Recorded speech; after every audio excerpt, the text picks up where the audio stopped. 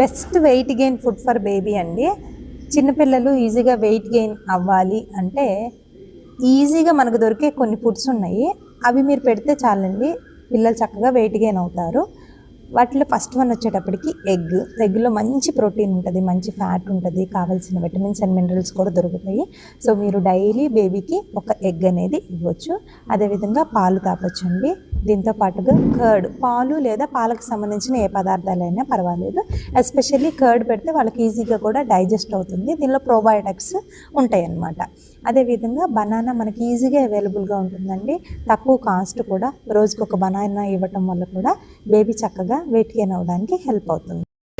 వీటితో పాటుగా మీరు నెయ్యి కూడా వేసి పెట్టొచ్చండి. అంటే ఒకటేసారి 4-5 స్పూన్లు వేసి పెట్టడం కాదండి, బేబీ ఏజ్ని బట్టి మనం కొంచెం కొంచెం మోతాదు అనేది ఇంక్రీజ్ చేసుకుంటూ ఉండాలి.